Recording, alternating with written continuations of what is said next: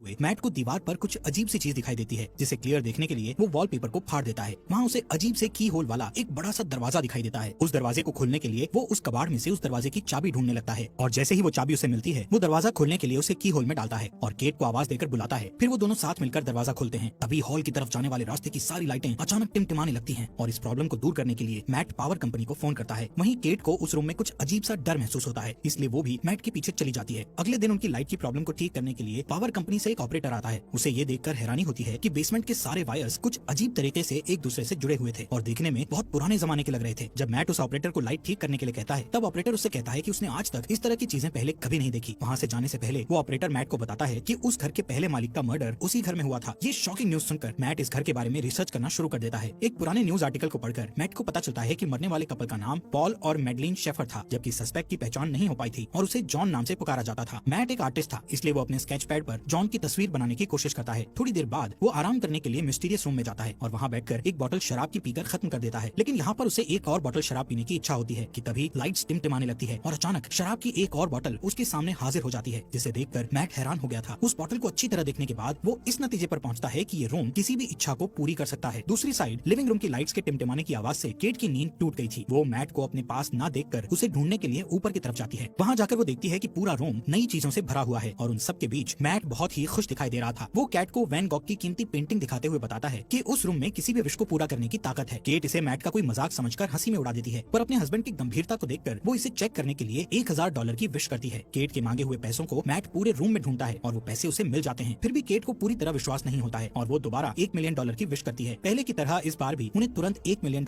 मिल जाते हैं और वो रातों रात मिलियनर बन जाते हैं। ये सब देखकर केट बहुत डर जाती है और उस रूम से बाहर निकल जाती है। मैट उसके पास जाकर उसे समझाता है कि वो लोग इस चीज का फायदा उठा सकते हैं और एक शानदार जिंदगी जी सकते हैं। फिर भी वो दोनों सारा दिन उस रूम में अपनी मनपसंद चीजों की विश करते हुए बिताते हैं। उनकी एक विश पर रूम में मनपसंद कपड़ों, शैंपेन, कीमती चीजों और पैसों का ढेर लग जाता है। मैट और केट की खुशियों का ठिकाना नहीं रहता, क्योंकि दुनिया की हर बेशकीमती चीजें उनके पास होती हैं। रात होने पर केट मैट से पूछती है कि आखिर ये रूम उनकी सारी विशेष इतनी आसानी से कैसे पूरी कर देता है, लेकिन मैट उसे कहता है कि उसे इन सब बातों की चिंता नहीं करनी चाहिए। इस तरह अगले कुछ दिनों तक उनकी जिंदगी बड़ी शान और शौकत से गुजरती है। हर बार जब भी उनकी कोई विश होती तो लाइट टिमटिमाती और उनकी सारी इच्छाएं बेसमेंट में बने उस रूम में तुरंत पूरी हो जाती। वो दोनों रातों रात मिले इस खजाने का जश्न मनाते, पार्टी करते और नाचते गाते हुए मस्ती में दिन गुजार रहे थे। लेकिन उनकी ये चमक धमक वाली जिंदगी ज्यादा दिनों तक उन्हें खुशी नहीं दे सकी और धीरे धीरे केट को अपने अंदर की कमी खलने लगती है, जो कि इन सारी चीजों से पूरी नहीं हो सकती थी। मैट को उसकी फिक्र होती है और वो उसे बच्चे का एक बेड गिफ्ट करता है, जो इस बात का इशारा था कि उन्हें बच्चे के लिए कोशिश करनी चाहिए। लेकिन केट ये देखकर खुश होने की बजाय अपसेट होकर घर से बाहर निकल जाती है, क्योंकि पहले ही उसके 2 मिसकैरेज हो चुके थे। थोड़ी देर बाद केट वापस लौटती है और उस विशिंग रूम में जाकर एक बच्चे की विश करती है। जब मैट को ये बात पता चलती है तो वो केट पर नाराज होकर कहता है कि बिना उसकी सलाह लिए उसे बच्चे की विश नहीं मांगनी चाहिए थी। इस बात पर दोनों में काफी बहस होती है। केट कहती है कि उसने ये शॉर्टकट इसलिए अपनाया ताकि मिसकैरेज या लेबर पेन की तकलीफ न झेलनी पड़े। वो कहती है कि वो दोनों इस बच्चे के साथ बहुत खुश रहेंगे, पर मैट इस बात से अग्री नहीं होता और उस बच्चे को रूम में ले जाकर उसके गायब होने की विश करने को कहता है। वो दोनों उस रूम में जाते हैं, पर केट बच्चे को गायब करने की विश नहीं कर पाती और रोते हुए बच्चा मैट के हवाले कर देती है। पर गोद में बच्चे को लेकर मैट भी इमोशनल हो जाता है और वो भी उसे गायब करने की विश नहीं कर पाता